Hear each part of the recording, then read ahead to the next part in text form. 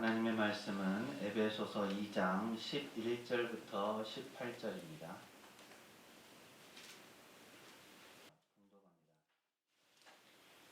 그러므로 생각하라. 너희는 그때 육체로는 이방인이요 손으로 육체에 행한 할례를 받은 무리라 칭하는 자들로부터 할례를 받지 않은 무리라 칭함을 받는 자들이라. 그때 너희는 그리스도 밖에 있었고 이스라엘 나라 밖의 사람이라. 약속의 언약들에 대하여는 외인이요 세상에서 소망이 없고 하나님도 없는 자이더니 이제는 전에 멀리 있던 너희가 그리스도 예수 안에서 그리스도의 피로 가까워졌느니라. 그는 우리의 화평이신지라. 둘로 하나를 만드사 원수된 것 곧 중간에 막힌 담을 자기 육체로 오시고 법조문으로 된 계명의 율법을 폐하셨으니 이는 이 둘로 자기 안에서 한 새 사람을 지어 화평하게 하시고 또 십자가로 이 둘을 한 몸으로 하나님과 화목하게 하려 하심이라. 원수된 것을 십자가로 소멸하시고 또 오셔서 먼 데 있는 너희에게 평안을 전하시고 가까운 데 있는 자들에게 평안을 전하셨으니 이는 그로 말미암아 우리 둘이 한 성령 안에서 아버지께 나아감을 얻게 하려 하심이라. 아멘. 오늘도 예배에 참여하신 모든 분들에게 하나님의 은혜와 평강이 늘 함께 하시기를 바랍니다. 지난 몇 주간 우리나라와 전 세계에 중요한 일들이 있었습니다. 물론 계속되는 코로나19의 확산세는 끊임없이 계속되는 것이었고요. 가장 최근의 일은 지난주에 끝난 제20대 대통령 선거라고 할 수 있겠죠. 그 전까지의 관심사는 누가 대통령으로 뽑히는가라는 것이었습니다. 그런데 이제 새로운 관심사가 있죠. 그것은 새로 뽑힌 대통령 당선인이 어떻게 국민과 나라를 위해서 국정 운영을 해나갈 것인가라는 것이 이제 우리의 주요 관심사가 되었습니다. 또 지금까지 계속 이어지는 우리나라 관심사도 있습니다. 울진 그리고 강릉에서 시작된 동해안 산불의 불씨가 여전히 남아있다라는 것이죠. 물론 어제 오늘 이렇게 비가 내려서 조금이나마 진화에 도움이 되었으면 하는 바람이 있습니다. 사실 우리가 살고 있는 이곳에까지 그 산불의 영향이 있는 것은 아니겠지만 그렇다고 해서 우리가 먼 지역이라고 산불 소식에 관심을 가질 수 없는 것은 아닙니다. 왜냐하면 이로 인해서 수많은 이재민이 생기고 또 축구장 수만 명의 살림이 파괴된 상황이기 때문입니다. 그래서 우리가 이 산불이 온전히 잘 진화되기 위해서 계속해서 관심을 가지고 또 기도해야 하겠습니다. 국제적인 관심사도 있죠. 전쟁 소식입니다. 최근 들어서 나라의 경계나 이런 것들이 확정되고 난 다음에 나라 간의 전쟁이라고 할 만한 싸움은 크게 있지 않았습니다. 물론 한 나라 안에서 부족 간의 싸움이나 또 세력 다툼으로 인한 싸움은 계속되고 있었습니다. 그런데 이번에 나라와 나라 간의 싸움, 우리가 전쟁이라고 표현할 수 있을 만한 이 일이 일어난 것이죠. 기후로 끝나기를 바랐었지만 우려했던 대로 러시아가 우크라이나를 침공함으로 인해서 평화를 원했던 전 세계에 실망을 주고 말았습니다. 지금도 전쟁으로 인해서 어려움을 당하는 이들이 계속 늘어나고 있습니다. 죽는 사람도 많고 다치는 사람도 많고 또 피해를 당하는 민간인도 끊임없이 늘어나고 있는 상황 가운데 놓였습니다. 그래서 우리도 관심을 가지고 이 두 나라 간의 협상이 원만하게 이루어져서 온전한 평화가 그 땅 가운데 이루어지도록 기도를 해야 하겠습니다. 우리 그런 의미에서 앞뒤 좌우에 계신 분들하고 이렇게 인사하시죠. 샬롬. 샬롬. 네, 번 더 인사합니다. 예수님은 우리의 화평이십니다. 예수님은 우리의 화평이십니다. 샬롬의 의미는 아시죠? 하나님의 평화를 전하는 인사입니다. 한 사람의 삶에서 과거와 현재는 중요하죠. 그래서 우리가 대통령을 뽑을 때도 그 사람이 어떤 길을 걸어왔는가에 관심을 두었었습니다. 과거가 현재와 동떨어진 것처럼 보이기도 하지만 실제로는 과거의 행동이나 사건이 현재에 영향을 미칩니다. 또 현재의 삶은 먼 미래의 관점에서는 과거가 되는 것이죠. 그렇고 또 그런 사람들이 모여서 현재를 이루어갑니다. 그러다 보니까 꼭 그런 것은 아니지만 한 사람의 과거를 살펴보는 것은 현재의 모습을 판단하는데 좋은 근거가 됩니다. 그래서 과거의 삶이 현재를 판단하는 판단 기준이, 평가 기준이 되기도 하는 것이죠. 또한 과거의 삶과 현재의 삶의 비교는 어떤 때는 슬픔이고 아픔이기도 하지만 또 어떤 때는 기쁨이고 희망이 되기도 합니다. 그렇다면 그리스도인에게 있어서 과거의 모습과 현재의 모습은 어떨까요? 오늘 우리의 과거의 모습과 현재의 모습은 어떻게 다릅니까? 예수님을 믿기 전의 삶과 예수님을 믿은 후의 삶은 어떤 차이가 있을까요? 에베소서는 바울이 감옥에 갇힌 상황 속에서 에베소에 있는 교회의 성도들과 또 신실한 그리스도인들에게 보낸 편지로 알려져 있습니다. 바울은 이 에베소서를 통해서 그리스도인이 하나님 나라 백성으로서 상속받게 되는 여러 가지 내용들을 가르쳐 줍니다. 그러면서 주님이 한 분이시고 믿음도 세례도 하나님을 강조함으로써 연합의 중요성을 가르쳐 줍니다. 그 중에서 오늘 말씀은 그리스도인의 과거와 현재의 모습에 관한 말씀입니다. 그리고 그 중심에는 예수님이 있습니다. 그리스도인이 되기 전 과거의 모습은 어땠습니까? 한마디로 정의하면 이방인의 삶이라고 할 수 있습니다. 본문 에베소서 2장 12절은 이렇게 말씀합니다. 함께 읽습니다. 시작. 그때 너희는 그리스도 밖에 있었고 이스라엘 나라 밖의 사람이라 약속의 언약들에 대하여는 외인이요 세상에서 소망이 없는 자이더니 아멘. 이에 앞서 11절에서는 이방인이라고 말씀합니다. 이방인이 누구입니까? 이방인은 외국인 거주자로서 이스라엘에서 살았던 비유대인들을 가리킵니다. 이스라엘 사람의 관점에서 볼 때는 유대인 외의 모든 사람들을 가리키는 말이죠. 그들은 그리스도 밖에 있었습니다. 하나님을 알지도 못했고 하나님께서 보내신 분 예수 그리스도도 알지 못했습니다. 당연히 이스라엘이라는 하나님의 선택받은 나라, 그 백성 가운데 있지 못했고 이스라엘 나라밖에 있었습니다. 약속의 언약들, 하나님께서 약속하신 그 말씀들, 언약들에 대해서도 외인이었습니다. 들을 수도 없었고 그 내용들을 알 수도 없었습니다. 그랬기에 세상을 살아가면서도 그들은 소망이 없는 삶을 살았고 그들 안에 하나님도 계시지 않았습니다. 그런 그들이 현재는 어떻게 되었습니까? 본문 에베소서 2장 13절은 이제는 전에 멀리 있던 너희가 그리스도 예수 안에서 그리스도의 피로 가까워졌느니라고 말씀합니다. 이전에는 그리스도 밖에 있었고 이스라엘 나라 밖에 있었고 약속의 언약들에 대해서도 외인이었고 세상에서 소망도 없고 하나님도 없었지만 이제는 그리스도의 피로 가까워졌습니다. 그리스도 안에 있습니다. 하나님의 백성이 되었습니다. 약속의 언약을 받은 사람들입니다. 서로 간의 관계를 맺게 되었습니다.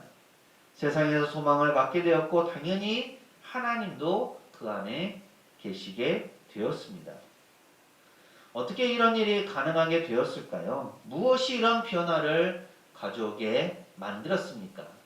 그 중심에는 바로 예수님이 계십니다.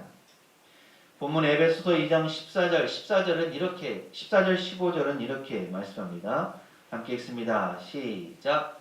그는 우리의 화평이신지라 둘로 하나를 만드사 원수된 것 곧 중간에 막힌 담을 자기 육체로 하시고 법조문으로 된 계명의 율법을 폐하셨으니 이는 이 둘로 자기 안에서 한 새 사람을 지어 화평하게 하시고 아멘.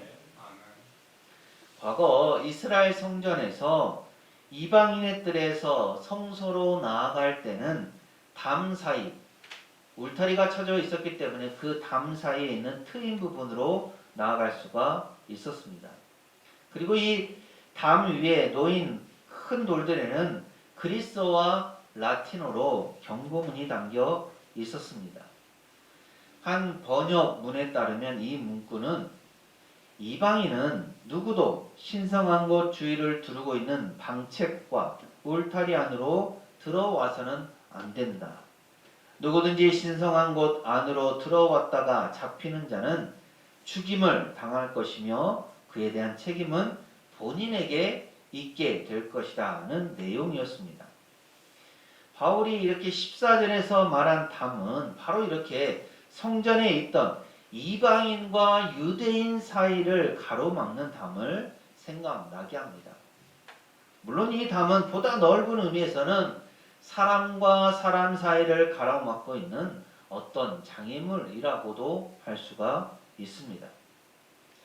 하나님은 모든 민족 가운데서 은혜를 베푸시고 모두가 구원받기를 원하셨지만 정작 하나님의 선택을 받은 백성이라는 자부심이 있었던 이스라엘은 자신들의 신앙과 삶을 위해서라는 목적으로 이방인들을 구별할 수밖에 없었고 또 항상은 아니지만 오랜 역사 속에서 그들을 가까이 하지 않았습니다.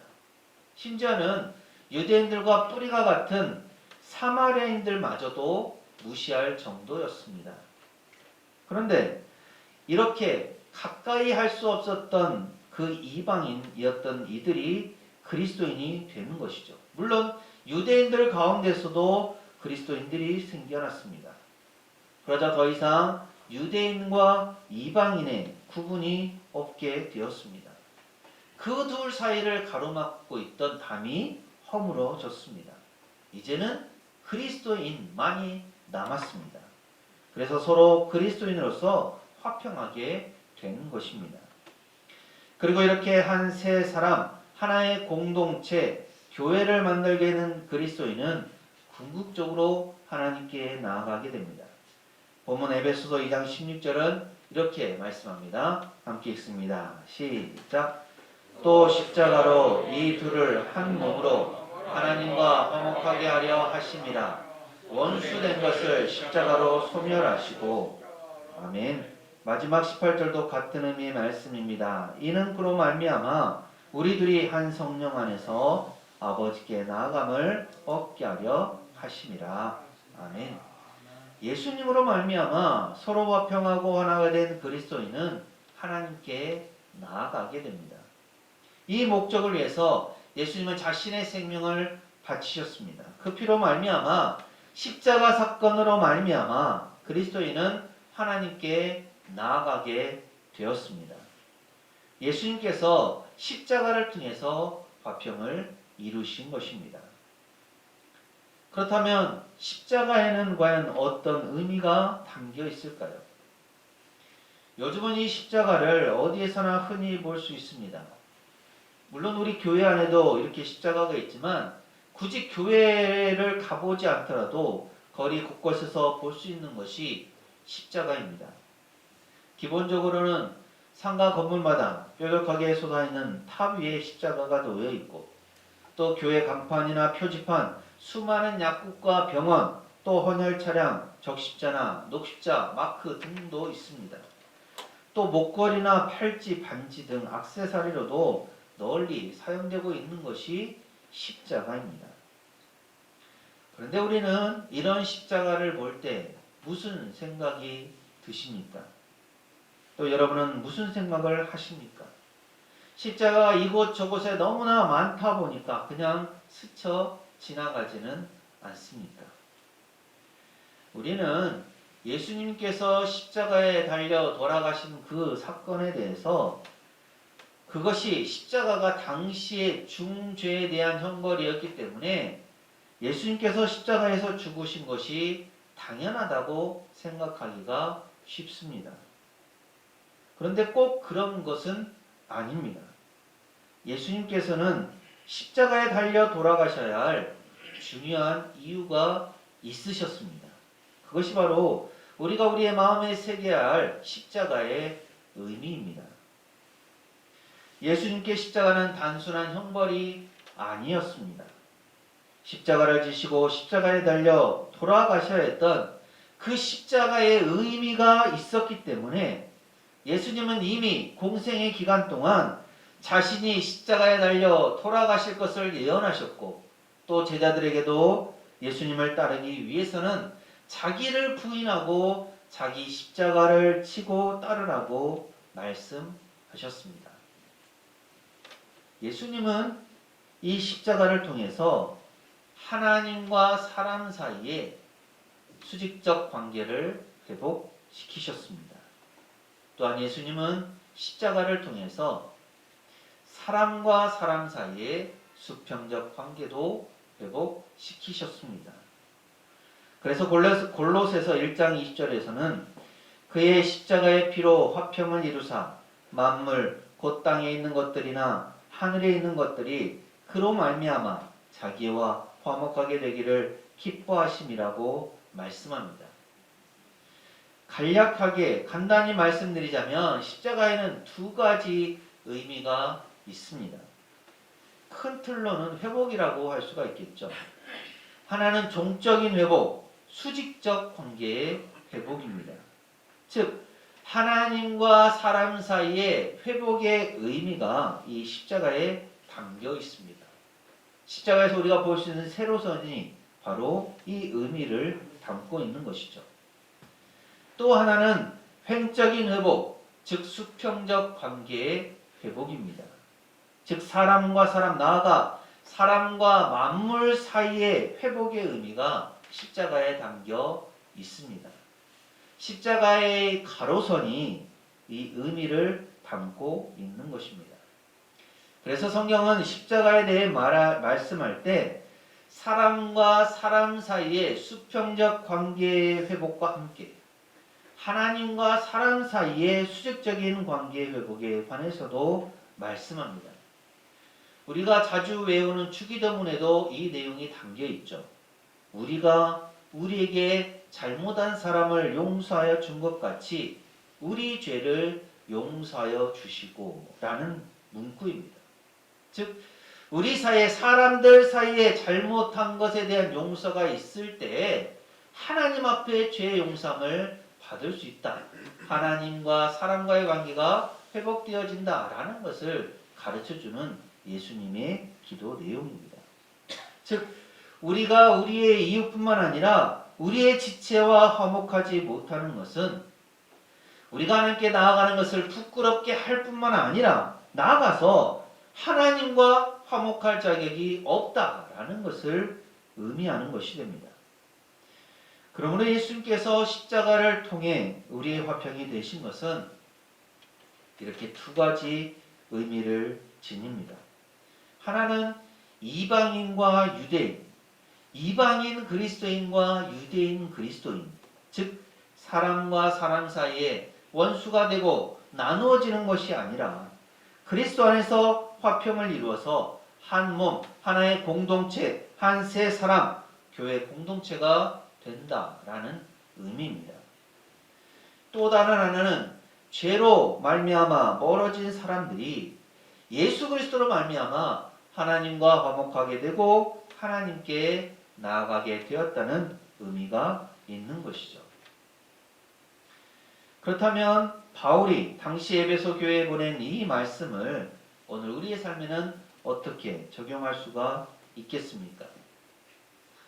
먼저 우리와 원수된 사람은 누구입니까?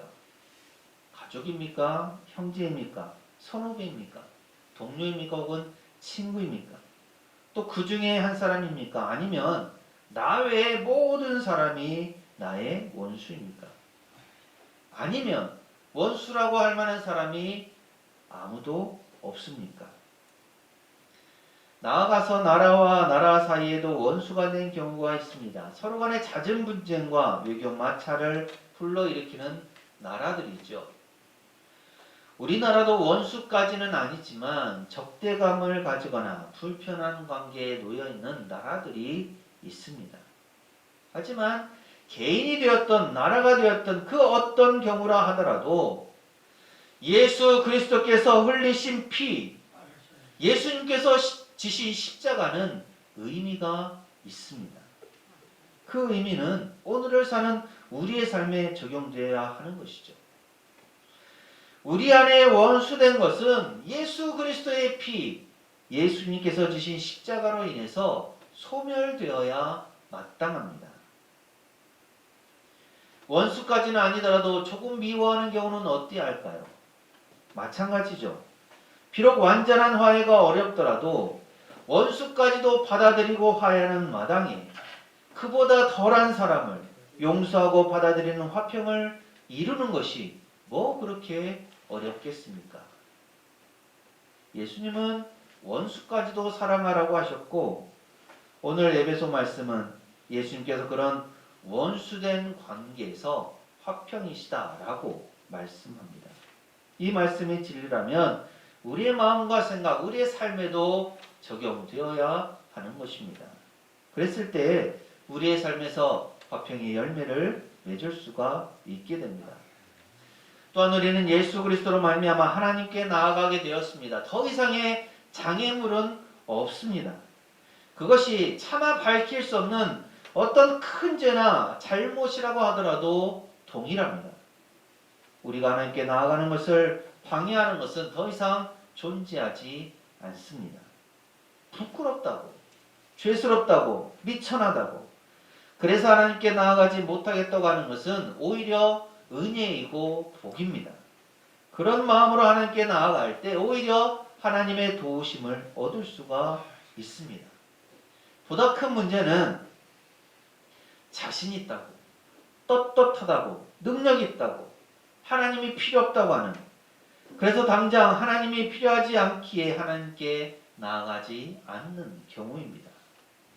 사람의 교만과 욕망은 하나님 없이도, 예수님 없어도 행복하게 잘 살 수 있다고 합니다. 하지만 진정한 삶의 의미는 예수님을 통해서 하나님께 나아갈 때 발견할 수 있습니다. 예전에는 하나님의 은혜와 사랑에서 벗어난 사람이었지만 이제 예수 그리스도로 말미암아 하나님의 은혜와 사랑을 입게 되었습니다.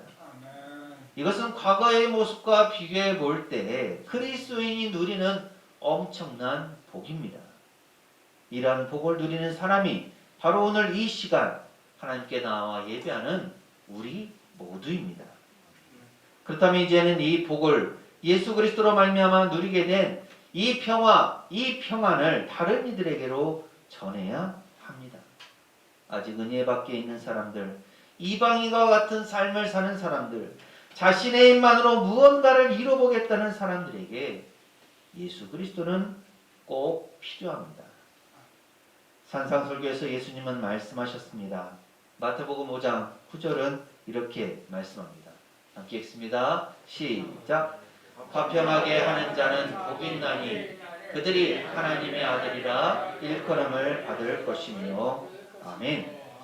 화평하게 하는 사람에게 복이 있습니다.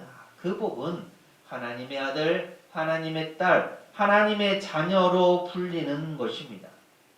우리는 모두 하나님의 자녀입니다.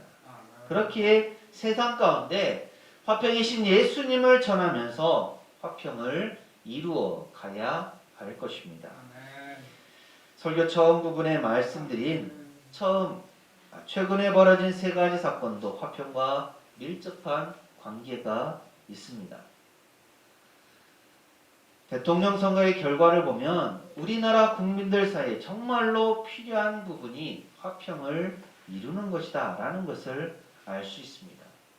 선거가 끝난 후에 표심으로 드러난 결과는 지역 간의, 세대 간의 남녀 간의 갈등이나 불평등이 여전하다라는 것이죠. 따라서 이러한 갈등이나 불평등을 극복해 나가야 하는 과제가 주어졌습니다. 물론 이 과제 해결이 쉽게 그냥 이루어지지는 않을 것입니다. 또한 이것은 대통령이나 혹은 새롭게 구성될 정부만의 문제는 아닙니다. 오늘 우리가 직면하는, 우리가 해결해 나아가야 할 아주 중요한 문제이기도 합니다. 그리고 동해안 산불이 시작된 곳 중에 하나인 강릉에서 시작된 산불의 원인은 한 사람의 불만이 표출된 것으로 알려져 있습니다. 마을 사람과의 불화가 결국은 방화로 이어지고 거기에 계절의 영향까지 덧붙여져서 돌이키기 어려운 아픔과 상처가 사람들뿐만 아니라 자연 환경에까지 영향을 미치게 되었습니다. 사람 사이의 화평을 이루는 것이 그만큼 중요하다라는 것을 보여주는 하나의 예입니다. 또한 잘 알다시피 러시아가 우크라이나를 침공함으로 인해 벌어진 전쟁은 나라 간의 평화가 깨진 최악의 상황이죠. 그 결과가 어떤 참상으로 두 나라 사이에 또 전 세계에 어떤 영향을 미칠지 아무도 알 수가 없습니다. 우리에게는 먼 나라의 이야기처럼 멀리 느껴지지만 지금도 국제유가를 비롯해서 우리나라 기업이나 경제에는 직접적인 영향을 미치고 있는 중입니다. 그렇기에 이 두 나라 간의 전쟁이 빨리 그리고 완전히 종식되기를 바랄 뿐입니다. 예수님은 우리의 화평이십니다. 나와 내 옆에 있는 사람, 심지어 원수까지도 예수님은 화평하게 하셨고 예수님으로 인해 죄인된 우리가 하나님께 나아갈 수 있는 은혜를 입게 되었습니다. 따라서 우리에게 주어진 이 평화를, 이 화평을 우리는 우리 가까이에 있는 이들 뿐만 아니라 먼 곳에 있는 이들에게도 전할 수 있어야 하겠습니다. 그러므로 말미암아 화평을 이루어가면서 함께 하나님께 나아가 복을 누리는 은혜로운 사순절 기간을 보내는 우리 모든 교우들이 되시기를 간절히 소망합니다. 기도합니다.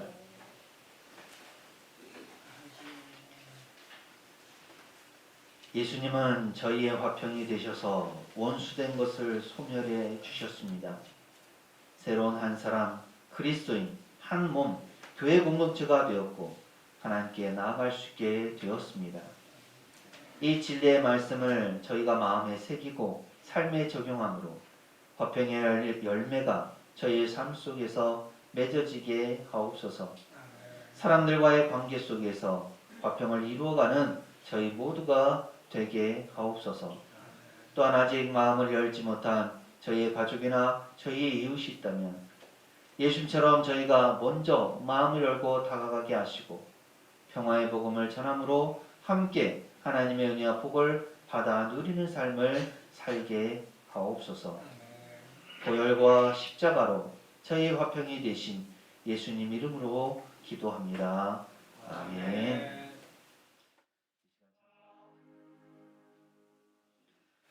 예수님은 우리의 화평이십니다. 십자가를 통해 우리는 하나님과 그리고 사람들과 화평하게 되었습니다. 사랑하는 세상교회 교우 여러분, 화평이신 예수님을 전하고 화평을 이루십시오. 화평하게 하는 사람이 하나님의 자녀로 불립니다. 이 주님의 말씀을 마음에 품고 세상으로 나가십시오. 하나님께서 우리와 함께 하십니다. 지금은 우리 주님 예수 그리스도의 은혜와 아버지 하나님의 무한하신 사랑하심과 보혜사 선생님의 충만 교통하심이 화평이신 예수님을 전하면서 삶 속에서 화평을 이루어가기를 소망하는 세상계 모든 교우들 가정과 삶과 생업과 사역 위에 이 한 주간의 모든 생활 위에 그리고 우리 교회 위에 어려움을 당한 이웃들과 세계 위에 영원토록 함께 하시기를 간절히 축원하옵나이다. 아멘.